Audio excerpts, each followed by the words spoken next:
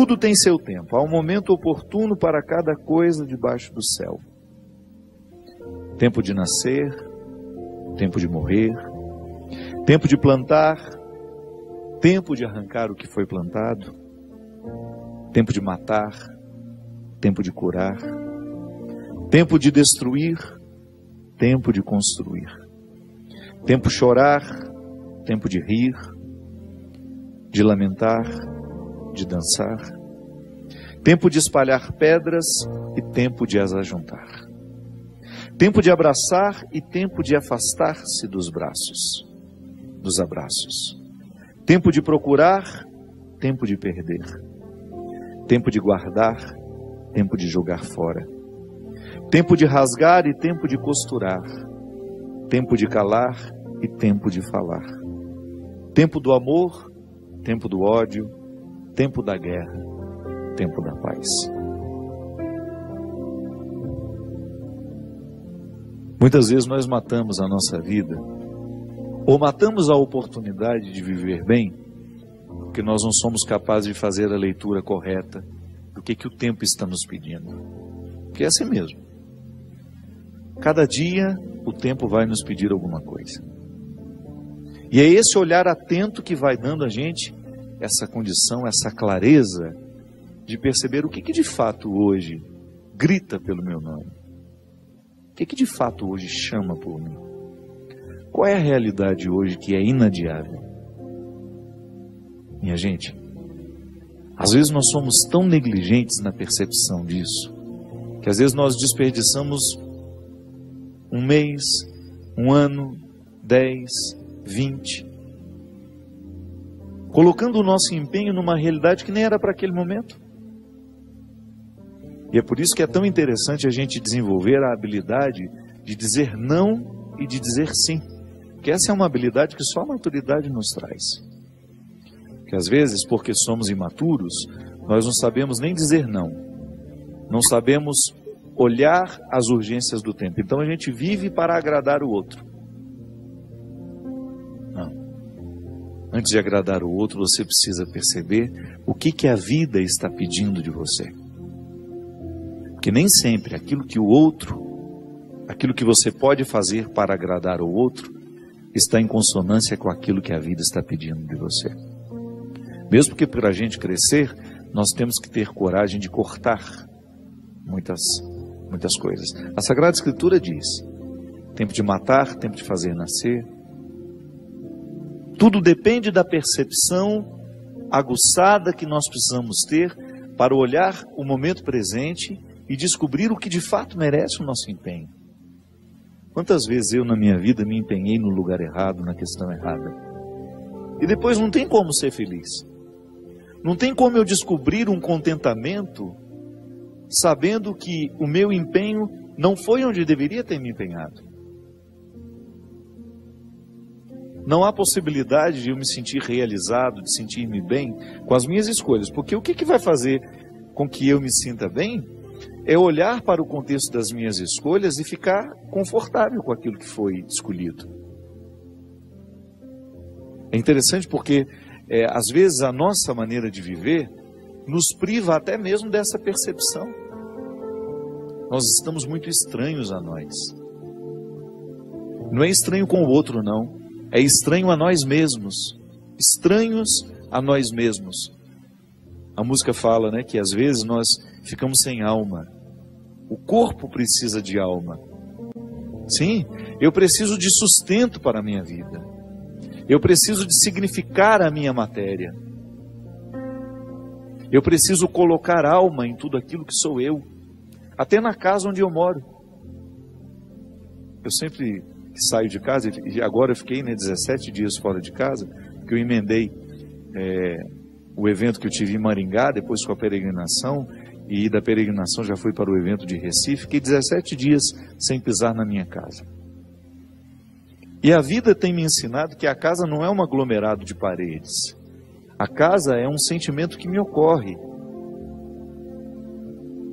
Não é só uma construção material, não. Quando eu entro dentro daquelas paredes que eu construí com o meu trabalho, ali eu identifico a alma que me sustenta. É um sentimento que me ocorre. Nós que voltamos da peregrinação agora, eu tenho certeza que todos experimentamos isso. Quando a gente abre a porta da casa, quando a gente entra, é um sentimento bom que nos ocorre. Isso é alma. É quando a matéria está plena de significados. É quando a gente começa a atribuir um significado que ultrapassa as paredes, os móveis, o telhado ou a laje, o jardim, o portão de entrada.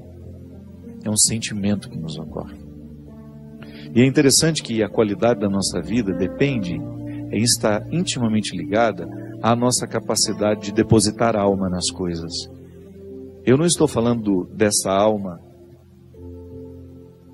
do significado mais profundo da nossa vida, dessa dimensão espiritual que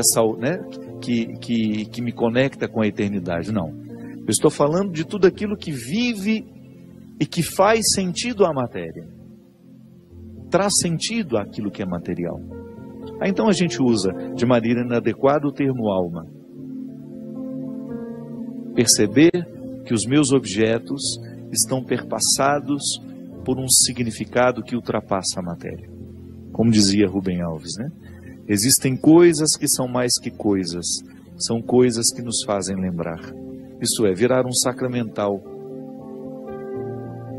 Da mesma maneira como eu trago uma lembrancinha da viagem, aquilo é para mim apenas um sacramental de alguma coisa que foi boa, que foi vivida, que foi experimentada, que me fez bem. Mas agora, na minha oportunidade de colocar alma neste corpo, nessa oportunidade única que eu tenho de viver diariamente bem a minha vida e assim inflar ar em tudo isso, da mesma maneira como eu percebo essa outra alma das coisas, da minha casa quando chego, de um sentimento que me ocorre.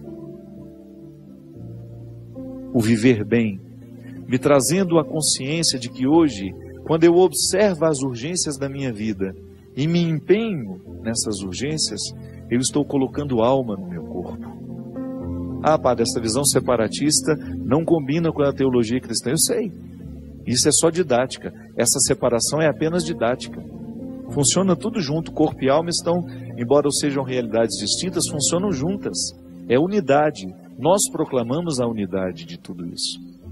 Agora, quando eu percebo, quando eu identifico que eu não estou fazendo, que eu não estou me empenhando para viver bem, eu estou sim fragilizando os recursos da minha alma, que são justamente para me ajudar a viver bem a própria vida do corpo. Trabalham em conjunto, minha gente. E nós muitas vezes negligenciamos a observância do tempo, como na Escritura que diz. O escritor sagrado fala justamente isso. Tempo de chorar e tempo de rir.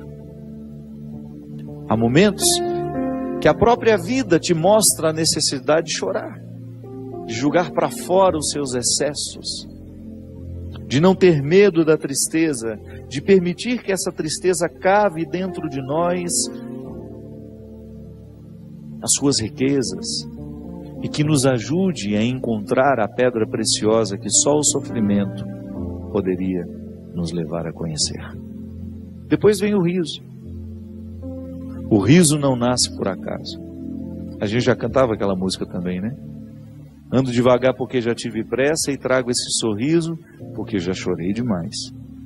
O sorriso é o resultado da lágrima bem chorada.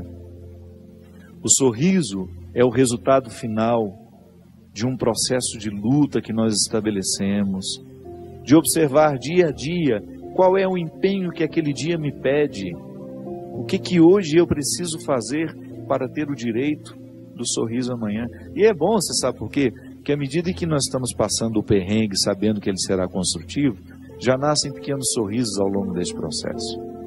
Quando a gente fala de um sorriso final, é apenas a metáfora de um processo bem feito, bem vivido.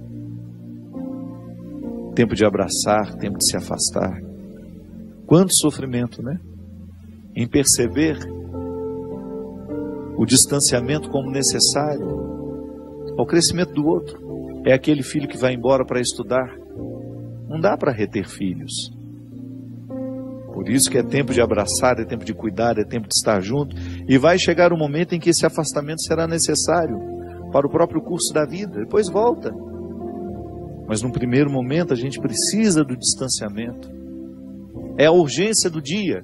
Chegou a época, é preciso estudar, é preciso buscar um futuro fora daqui. Minha gente, quando nós observamos o movimento do tempo e as suas urgências, a gente entra dentro do contexto de uma sabedoria irrenunciável à nossa realização humana.